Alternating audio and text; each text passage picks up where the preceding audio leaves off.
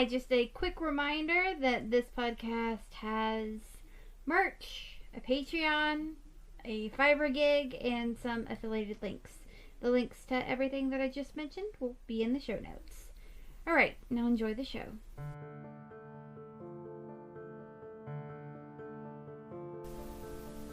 Most of us, if not all of us, have dreams and goals we would like to achieve in our life.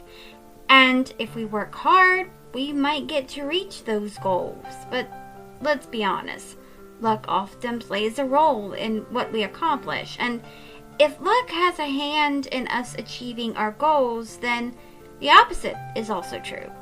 And some of us can't say we're the lucky one. And sometimes, maybe some of our dreams and aspirations are only meant to inspire others. Hi, my name is Courtney Jewell, and you are listening to the 17th episode of the 5th season of History Shelf, a podcast about history that proves that sometimes fact is even more interesting than fiction. Welcome to Season 5 of History Shelf. This season is titled History, Taylor's Version. That is because these 14 people that I will be covering this season all have one thing in common. The one thing they have in common is they all have been name dropped in a Taylor Swift song. Now, don't stop listening if you are not a fellow Swiftie like me. This season is not going to be about Taylor Swift. You don't have to be a Swiftie to enjoy this season. You just have to be a history lover. So please, stay. What we are going to do is you and I are going to go on a little adventure that spans 2,404 years. Who I am going to cover this season are fearless leaders, people from the screen, poets straight from the tortured poets department, and people who were just trying to find a place in this world. Some of these stories may be stories of happiness. They may be sad, beautiful, tragic. But long story short, I hope that you will be enchanted to get to know the stories of these historical figures all too well. So, are you ready for it? For this week, I am talking about Marjorie Finlay.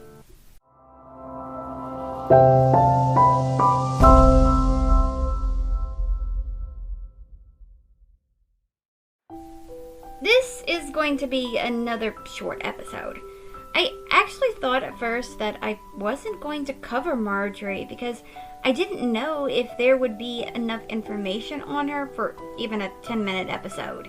And I know I said last week, and I have said other times before, that I don't want the length of an episode to deter me from doing an episode on someone. But I do like for the episode to be at least 10 minutes long. So I thought that I wasn't going to cover Marjorie. But someone convinced me that I had to include her. So, here we go. Marjorie was born Marjorie Mullenkamp on October 5th, 1928 in Memphis, Tennessee. Her mother was Cora Lee Morrow and her father was Elmer Henry Mullenkamp. She had an older sister named Virginia, born on June 4th, 1924. Virginia would go on to become a published poet and lyricist. While Marjorie was born in Memphis, Tennessee, she grew up in St. Charles, Missouri. Marjorie had a love for music. She was a coloratura soprano. In 1948, Marjorie performed at Mexico Senior High School in Mexico, Missouri, as a soloist in the Lindenwood Vesper Choir. She would earn her Bachelor of Music from Lindenwood University in 1949. She was in Mu Phi Epsilon, that is a professional music fraternity. Like many artists, Marjorie took a job that was not related to her passion and talent to get by. Marjorie started working as a receptionist at Boatman's National Bank in St. Louis, Missouri in 1950. But Marjorie didn't let go of her love of music. Marjorie entered and won a ABC network show, Music with the Girls. So, what did she win?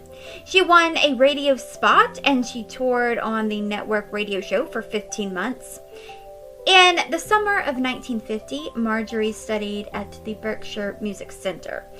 Then she got a piece of advice from the classical music conductor, pianist, and Edwin MacArthur. Edwin told her to move to New York City, so she did. But she didn't stay in New York City for the rest of her days. On March 22nd, 1952, Marjorie married Robert Bruce Finlay in Palm Beach, Florida. Robert was the president of Raymond Construction Company. Robert's job would take him and Marjorie to Havana, Cuba. They would then move to Puerto Rico due to political unrest in Cuba. It was there in Puerto Rico that Marjorie became a star. She performed in concerts, operas, and supper clubs, like her 2-week stint at the Caribe Hilton Hotel. Marjorie's parents actually didn't want her performing in supper clubs, but Marjorie told them, quote, "This will be very dignified," end quote. Marjorie had her own television show in Puerto Rico. It was called El Show Panamericano. It was on APA TV. The show was with Cuban entertainer Pumarejo.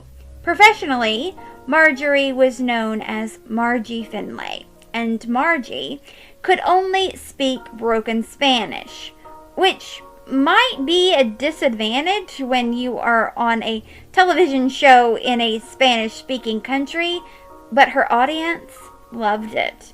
They found the humor in it.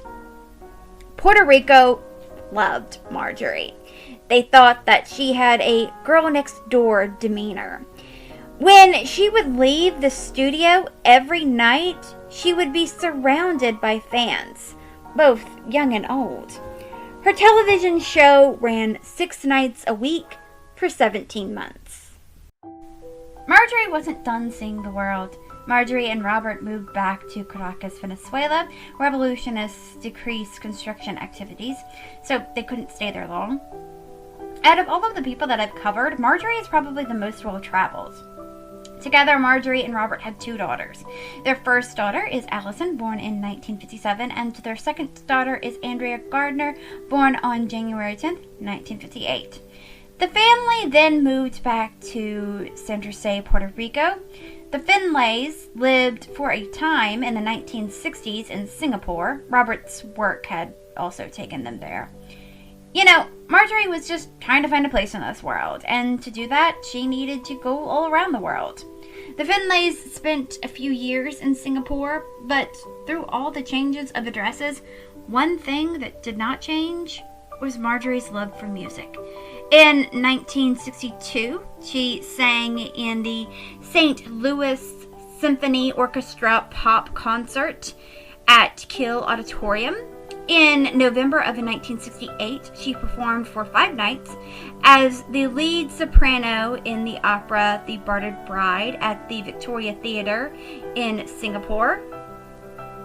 Marjorie sang with the Puerto Rico Symphony, had leading roles in musical productions and light operas in South America, and she even made an LP album in Mexico.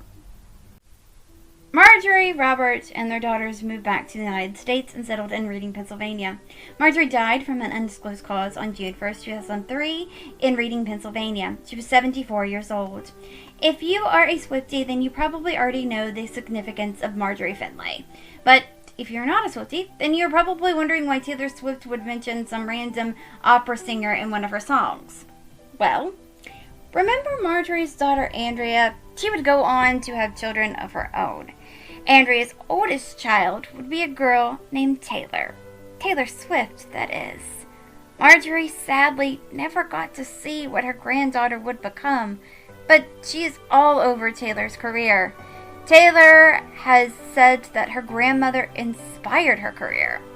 Taylor's character in her music video for her song Wildest Dreams was inspired by Marjorie.